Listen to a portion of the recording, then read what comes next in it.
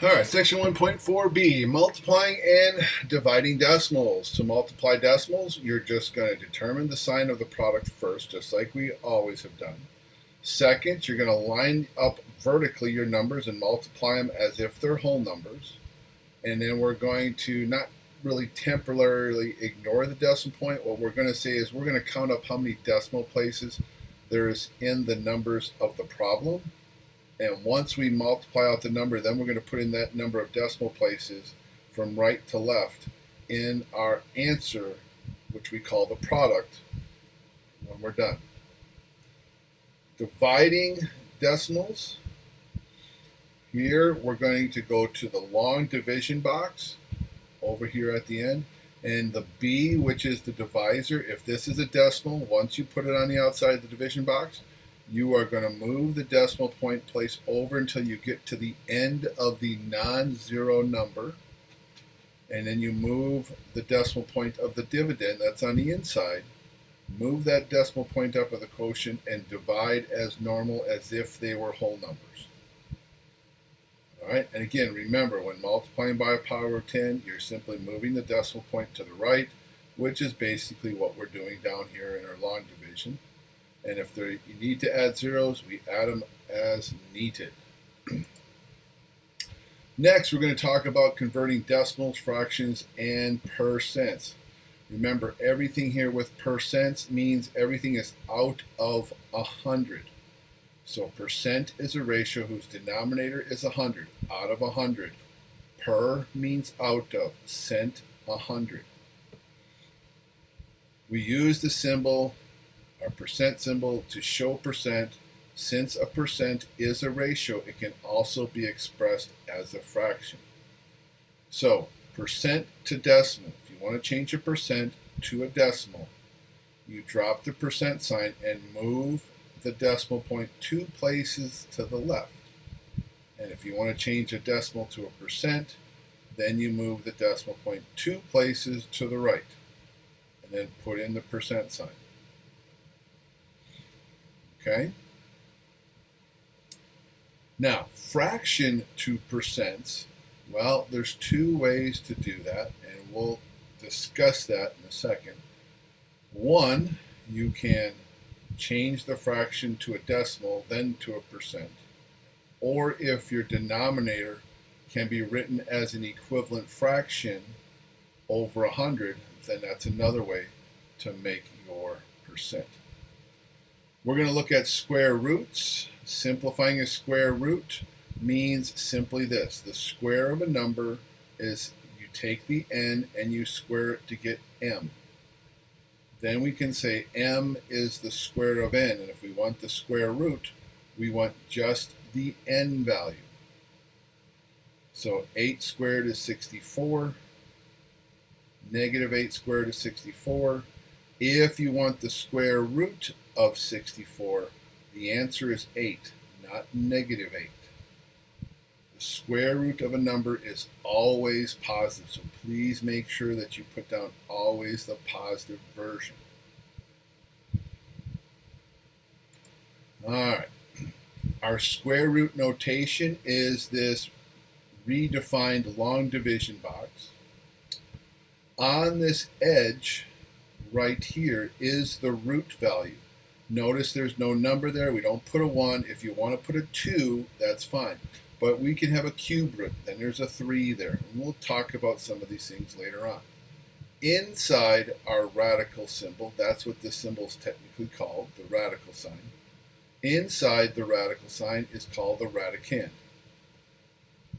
All right, so as I had mentioned, when you take the square root of m, it's equal to a positive n where n is greater than or equal to 0. So that's why I was saying back here, when you take the square root of 64 and you put it into that radical symbol, it has to be a positive 8.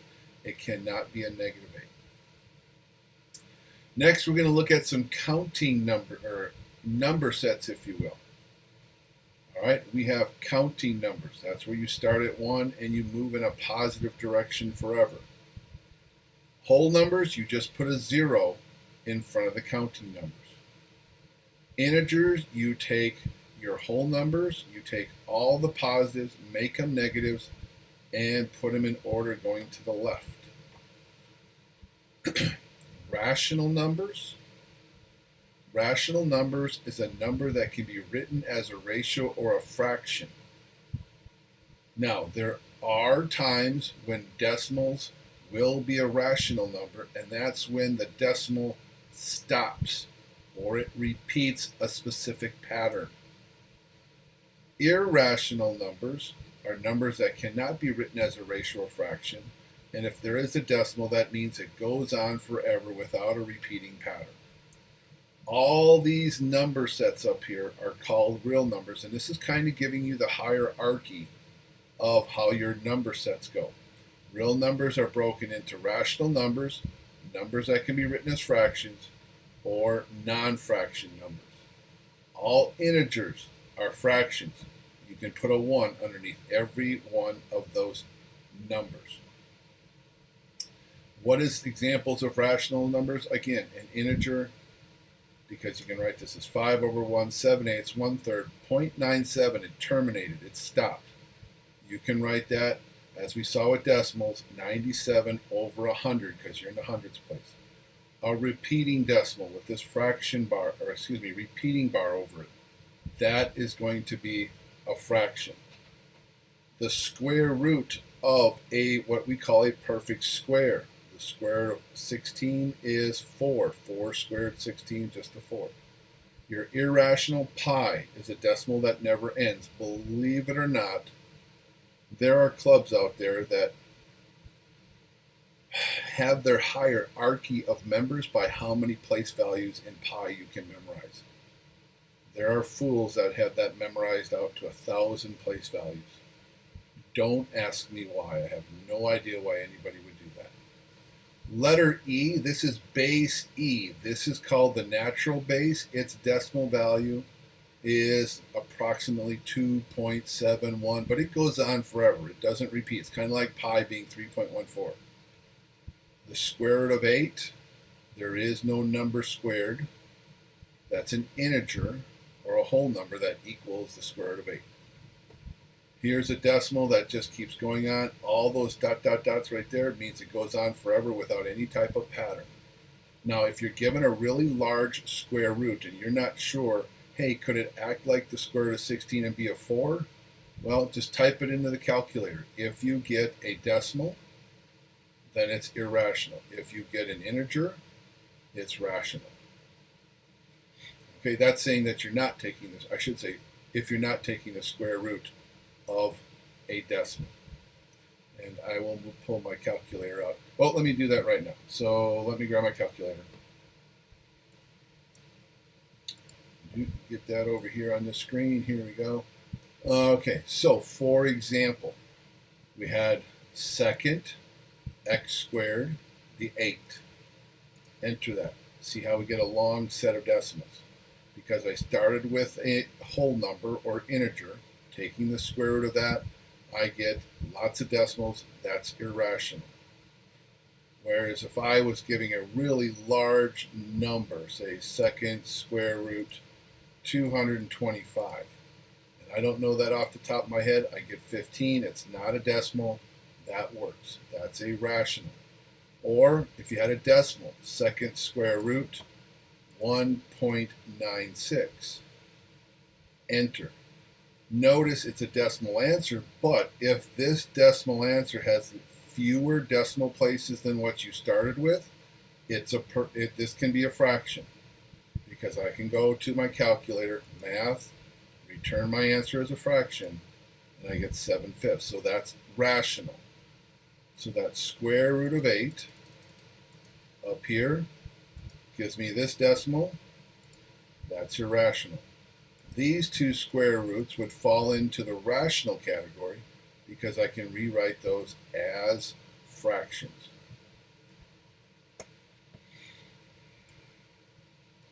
All right. So examples of multiplying. Here you got a positive times a positive. So what I would do is say there's 1, 2, 3 DPs, 3 decimal places. Then I just multiply these two numbers as if they're not decimals. Now, If you want to do this between your ears, here's a shortcut. 194 is really close to 200, but then I have to subtract 6 to get to 194. Well, 16 times 2 is 32, and then I add on 2 zeros. And 16 times 6, well, 6 times 10 is 60 plus another 36 is 96. Then I subtract that, I get 3,104. Now, 3 decimal places in my answer. Start at the right. 1, 2, 3. My official answer is 3.104. Number 2, we have 1, 2, 3, 4, 5, 6, 7 decimal places. Now, when I multiply this, I don't need all those extra zeros in the front. So 97 times 89, or 100 minus 3 is 97. Multiply it by hand, or yeah, you can multiply it by the calculator. Now put in your decimal places. 1, 2, 3, 4. I need to get to 7, 5, 6, 7. So I need to put 3 zeros in front of the 8 and after my decimal point. Negative times a negative, that's going to be a positive with 3 decimal places. So again, we saw 97. I changed it to 100 minus 3 and multiply it out. Subtract 22989. Put in your 3 decimal places. There's my answer. Negative times a positive, that's going to be a negative, and we have 2 decimal places. So we'll multiply this with 66 times 44. You want to break the 40 to 40 plus 4 and multiply it out. 2,640, and 66 times 4 is 264. Add that together, 2,904. Put your 2 decimal places in. So 29.04 after the negative sign. There's my final answer. Number 5, remember we said when you have a number that ends in zeros, it's like multiplying by 10. You move the decimal point to the right that many places. So here I have 2 zeros. You could technically take this decimal point, cancel out a 0 on this number if you move the decimal point 1 to the right. So since there's 2 zeros, I can move this decimal point 1, 2 to the right, and this problem becomes 7 times 5. Because I move this decimal point 2 places to the left. So the answer is 35. All right, 2 division of decimals. Rule of thumb, we have to put this into a long division box. So I'm dividing by 7.2, bump this decimal point 1 place to the right, then bump the other numbers 1 decimal point to the right. I basically multiplied each number by 10, and therefore I'm not changing the value, because again, this is a fraction. This is on the top, this is on the bottom. Multiply by 10 over 10, no change in value. So 72 goes outside the long division box. Take that decimal point, move it straight up. Keep everything in its place value. 72 does not divide into 6, does not divide into 3, but it divides into the second 3 as 633. And that's 8. 8 times 7 is 56, so that was where I started to guess. 56 is less than 63. So 8 times 2 is 16, carry the 1, 576, subtract. All right, if we subtract it, we get 57. Bring down the 6. Hey, wait, we just had 576. Multiply by another 8. And we keep working this out until you get to a value that's less than 72, what you're dividing by. And that's my final answer, 8.8. Number 7. It's a negative divided by a positive, so I'm going to get a negative answer. Bump the 1 decimal point over the 1, then bump this decimal point over the 1/6. Long division. Let's see, 21 times, well, 5 would be 100, so let's go 4. After we move the decimal point up, 4 times 21 is 84. We'll get 1, 2, and then the 6. Bring that down. I think if we multiply by 6, we'll get 126. We have a remainder of 0. So my answer is a negative 4.6. Number 8, 0.06 divided by a negative 0.2. That's going to be a negative answer. Let's move our decimal point over 1 to the right. This one over 1 to the right. Go to our long division box. Move your decimal point up. 2 does not go into 0, so you can put a 0 there. 2 goes into 6 3 times. So our answer is negative 0.3. Number 9, we have a negative divided by a negative. That's going to be a positive. 1 decimal point. So this is what we're dividing by. So I got to bump it over 1. Then bump over this one 1 decimal place. So it's 50.6. To the long division box. Let's see. 11 goes into 54 times. And that's 44. Moved up my decimal point. 50 minus 54 is 6. I bring down the 6. 11 goes into 66 6 times. So final answer 4.6, which is a positive.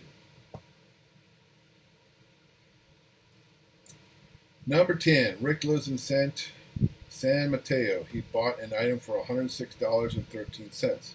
And when the clerk calculated the sales tax, it came out to exactly 11.17188. So this is the sales tax. Round the sales tax to the nearest cent. So the nearest cent is 10th hundredth, 7. Look to the one to the right. It's not going to change it. So rounding to the nearest cent, would be 11.7. They're asking for dollar first, so dollars 1, again, that would be $11. And like I said, 11.17 for the cents. Here it says that's round to the nearest, and I looked at cent right away. Okay. Gotta watch my vision here. Number 11, Deborah has 2 jobs. She gets paid $15 per hour for tutoring at City College and $9.75 per hour at a coffee shop. Last week, she tutored 7 hours. So $15 per hour means we have to multiply the 7 and the 15 together. And then add to that the 16 hours times the $9.75 that she worked at the coffee shop. So 15 times 7 is 105. Again, you can change 9.7 to a 10. That's 160. Minus a quarter, that's going to be $4. So 16 times 0.25 is 4. So we crunch the numbers. We get, $261. If she had worked all 23 hours as a tutor instead of working both jobs, how much would she have earned? Well, then we'll take that good old tutoring rate of $15, multiply it to the 23. All right, so again, 20 plus a 3, so 15 times 2 is 30, add the 0, 300. 15 times 3 is 45, add that together, $345. All right, next, fractions, decimals, percents. Okay, so if I had this fraction, decimal, percent, and they want me to fill in all these categories. So what we need to do is take the half, change it to a decimal. So 2 goes into 1, that'd be 0.5. To a percent, bump the decimal point over 2 places to the right for 50%. Okay, here we have a decimal. It's at 0.8. If I want to write this as a percent, that's the easiest thing to do. Bump it 2 places to the right. That would be 80%.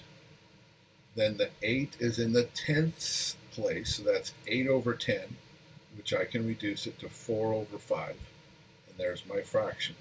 So you don't always have to find the fraction first. Do what's the easiest. Percent, I would convert to a decimal. Bump the decimal point 2 places to the left, 0.75. Next, the 5 is in the hundredths place, so that's 75 over 100, which 25 can divide into 75 3 times. 25 goes into 100 4 times. All right, here we go. Fractions 1/4. Convert it to a decimal. 1/4 is actually 0.25. Changing it to a percent, bump it over 2 places, 25%.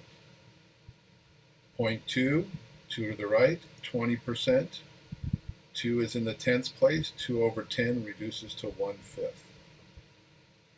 45%, drop the percent, move the decimal 2 places to the left, 0.45.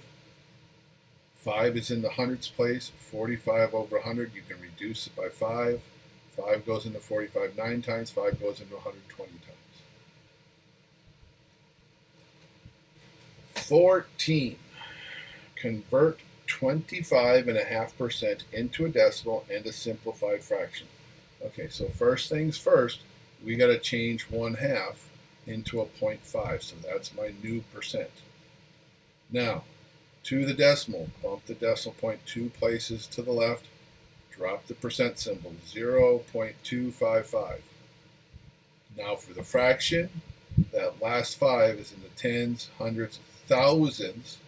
So 255 over 1,000. They both end in a 5. We divide and reduce by 5 to get 51 over 200. Write 0.15 as a fraction and reduce it to lowest terms. 0.15, okay, that's 5 is in the hundredths place. Reduce again by 5. 15 divided by 5 is 3. 100 divided by 5 is 20. There's my reduced fraction. Now, the other technique that I wanted to show you with fractions that you could do. Okay, let's see. Let's just go to a new slate.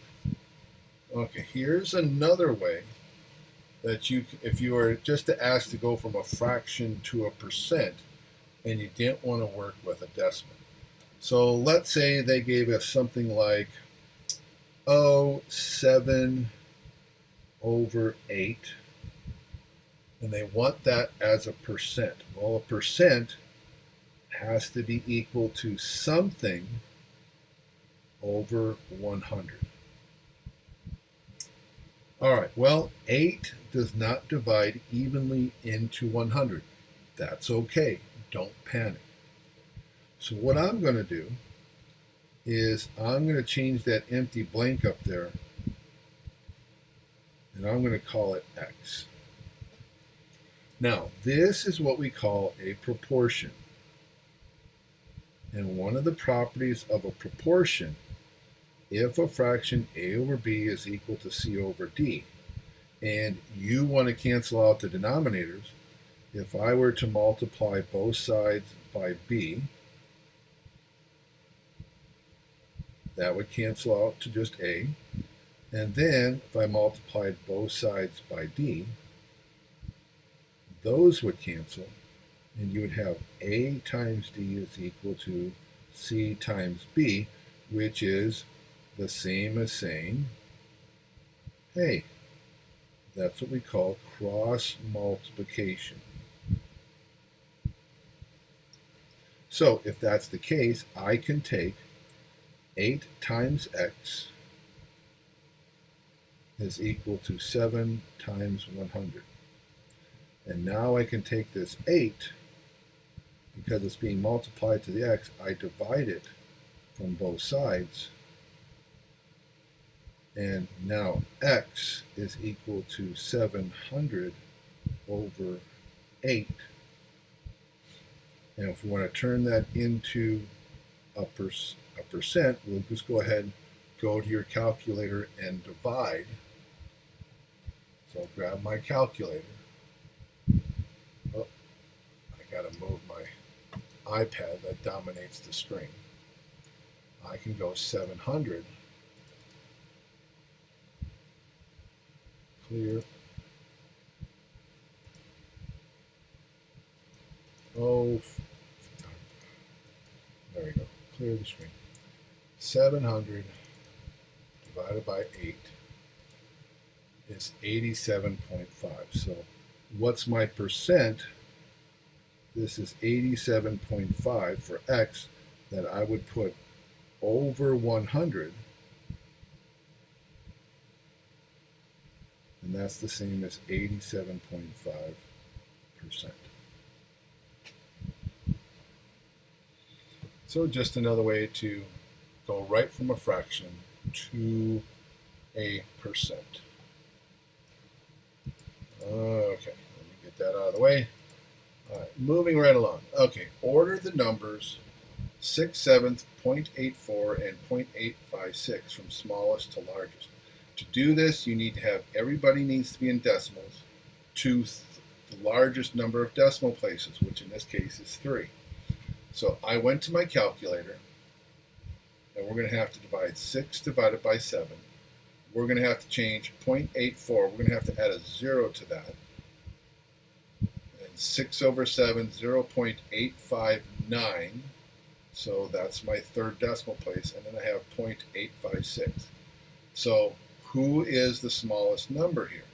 Well, 840 is smaller than 856 or 859. So this is first, this will be second, this will be third. So there's the order from smallest to largest. 17, we're going to do this the same way. We have 4 decimal places. We have 3, so I added a 0 to the end here. 5 divided by 3 is 1.666. I just wrote out 4 decimal places. So who's the smallest? Well, we got 6, 6, 6, 6, 6, 6. Then it's a 6, 9, 6. So this is the largest. And 6 at the end is smaller than 8 at the end. So this is the smallest, which is 5/3 is first.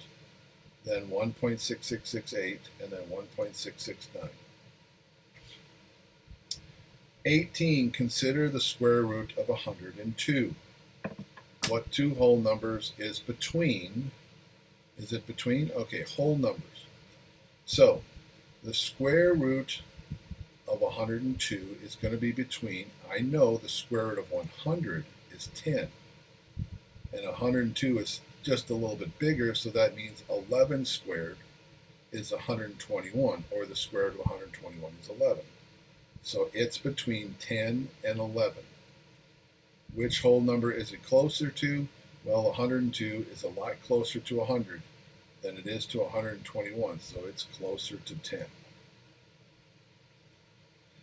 Evaluate each expression, all these square roots. Okay, here, the square root of a fraction. You can rewrite this as the square root of the top 1 over the square root of 121. Well, we know the square root of 1 is 1, and we just saw the square root of 121 is 11. So 1 over 11 is my reduced fraction. If I put a negative in the square root, you're just in front of the square root, you just have a negative answer. Number 20, evaluate each expression. If it does not yield a real number type, write imaginary. All right, square root of 9, that's a 3. Because 3 times 3 is 3 squared. There's my answer, 3. Remember, you have to find two numbers that are exactly the same being multiplied together. Here, the square root of 9, again, it's the same 3, but we just have to put a negative in front of it. Here, we got a problem. The only way you can get a negative 9 is to have a negative times a positive. These two numbers are not the same. So there is no square root answer for that. That's imaginary. All right, 21. Match 1, 2, 3, 4 with these letters over here. So the first thing I would do is take all these numbers and square them. 13 squared, 169. Go to my calculator, 0.02 squared is 0.02 times 0.02, 0.0004. 7 squared, 49. 15 squared, I think it's 225. Yep. 1.4 squared, 1.96. Okay, now look for the numbers inside the square root symbol. Does it have a match with what numbers we have over here? There is no 0.009. So that first number 1, that's going to get the F. 169, that's my 13 squared. So the square root of 169 is 13. That's the A. 1.96 matches over here. So the square root of 1.96 is the 1.4. That's my E. And The square root of 49, that's my 7. So that's C. And we're all matched up. Next, 22, select the numbers below which are rational. Okay, these are fractional numbers. So, obviously, let's go grab the easiest ones first. Which numbers are going to be a fraction? Okay, looking through my list, well, C is already a fraction, so that has to go in my answer. Then negative 36, that's an integer. That has to be a fraction. That's in my answer. Who would be next? Well, we have a decimal here that terminates. It ends. There's no dot, dot, dot. That goes into my answer. Oh, this decimal up here. Here's the repeating bar. That's automatically a fraction. Put it in your answer. All right, who else? Well, dot, dot, dot, dot, dot, dot. Throw those out. Square root of 43. That's going to give you a decimal answer that doesn't end. Throw that out. And wait a minute, 0.04. If I take the square root of that, that's going to be 0.2. That decimal, notice that I go from 2 decimal places down to 1. If it gets smaller in decimal places, it's rational. We can write that as the fraction of 1/5, so we're going to add D to the answer.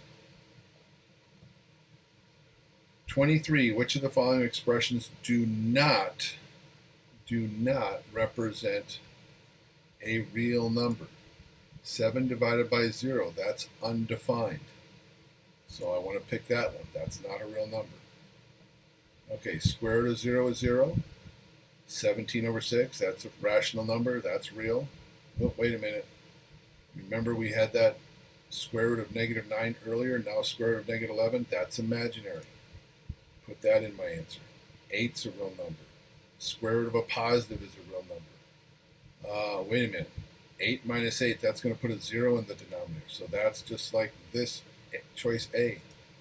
So that's going to be undefined. So we'll put that in our answer as well. So hope everything's clear on those number sets. If you have any questions, as you go over the homework, make sure you ask. It's definitely on the test.